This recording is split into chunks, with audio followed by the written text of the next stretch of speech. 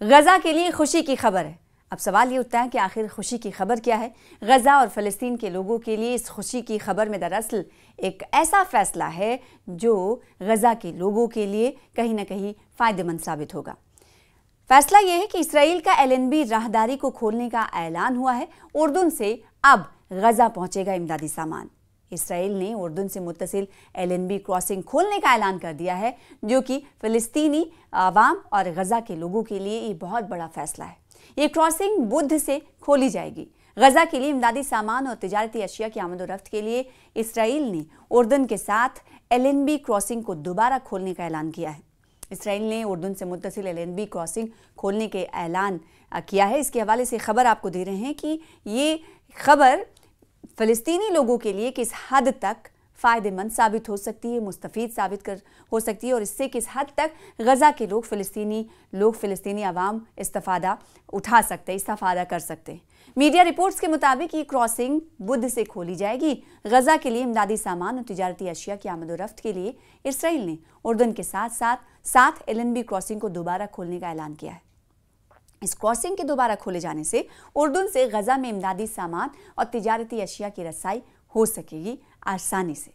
Israeli security हुक्काम ने बताया कि क्रॉसिंग खुलने के बाद ड्राइवर और कार्गो ट्रक्स की सख्त स्क्रीनिंग की जाएगी और इस हवाले से खुसूसी सिक्योरिटी फोर्स भी तैनात कर दी गई है। ख्याल रहे कि ये क्रॉसिंग सितंबर 2023 से बंद थी। देखिए, 2023 से इस क्रॉसिंग को बंद कर दिया गया था। आपको मालूम होगा कि इसराइल की तरफ से कई इमदादी ट्रकों को रोका जाता है। कई आपने खबरें ऐसे देखी होंगी कि जिसमें से इसराइल की तरफ से फ़लस्तीनी इमदादी ट्रक्स को रोका गया और इनकी तादाद कुछ 100-200 नहीं बल्कि हज़ारों थी। हज़ारों ट्रकों की मौजूदगी बॉर्डर्स एरियाज़ में आपने देखी होंगी, वो तस्वीरें भी देखी होंगी।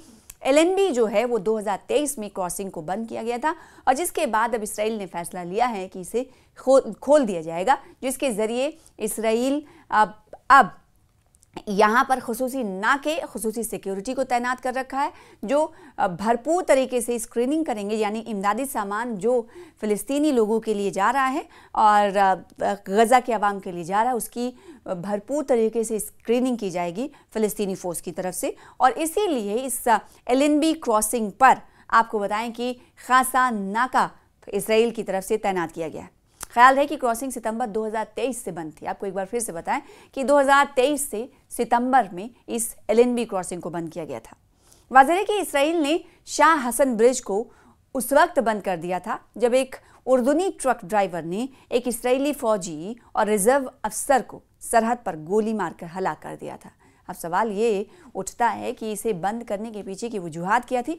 वैसे तो आपने देखा होगा कि इसराइल अक्सर व बेशतर ये कहता रहा है कि जो बाहरी इमदादी ट्रकें हैं उसके अंदर इसराइल के ख़िलाफ़ कुछ न कुछ ऐसी चीज़ें साजिश रची जा रही है, लिहाजा उन ट्रकों को वो दाखिल होने नहीं देता था।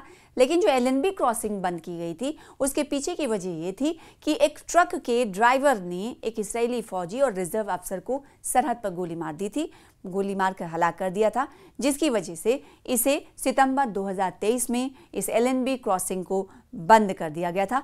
तब से लेकर अब 2025 सितंबर गुजर चुका है, यानी 2 साल के वक्फे के बाद तकरीबन इस क्रॉसिंग को खोला गया है। अब इस क्रॉसिंग से सैकड़ों की तादाद में इमदादी ट्रकें अब फ़लस्तीन और गजा में जा सकती हैं। वादी उर्दून में क्रॉसिंग चंद दिनों बाद मुसाफिरों के लिए दोबारा खोल दी गई थी, लेकिन गजा की पट्टी के लिए, इंसानी इमदाद के लिए नहीं। एलएनबी में बंदिश के बाद से उर्दून ने कहा कि वो मगरबी किनारे के शुमाल में शेख हुसैन क्रॉसिंग के जरिए गजा को कुछ इमदाद भेजने में कामयाब रहा है। एलएनबी क्रॉसिंग मगरबी किनारे से फ़लस्तीनियों के लिए वाहिद बैनुल-अक़वामी गेटवे है, जिसके लिए इसराइल में दाखिल होने की ज़रूरत नहीं, जिसने इस इलाके पर 1967 से कब्जा कर लिया था। 10 अक्टूबर के मुआहदे के बावजूद गजा में इसराइली फ़ौज के हमलों से अब तक 370 से ज़ायद फ़लस्तीनी जाँ बहक हो गए हैं। यानी पीस डील एक तरफ चल रहा है और दूसरी तरफ खिलाफ वर्जी भी हम देख रहे हैं कि इसराइल की तरफ से लगातार जारी है। और इन खिलाफ वर्जियों के तहत कई फ़लस्तीनियों की जानें तल्फ हो रही हैं। इसका अक़वाम मुत्तहिदा ने भी नोट लिया कि आखिर ये कैसा पीस डील और ये कैसा अमन का प्रस्ताव, अमन की तजावीज़ जिस पर अमल दरामद है, जिसके पहले ही शक को की उल्लंघन की जा रही, का उल्लंघन किया जा रहा है। लेकिन कहीं ना कहीं बहुत हद तक आपको बताएं कि एलएनबी क्रॉसिंग के खुलने से फ़लस्तीनी अवाम को, गज़ा के अवाम को कहीं ना कहीं राहत भरी खबर ज़रूर मिली है।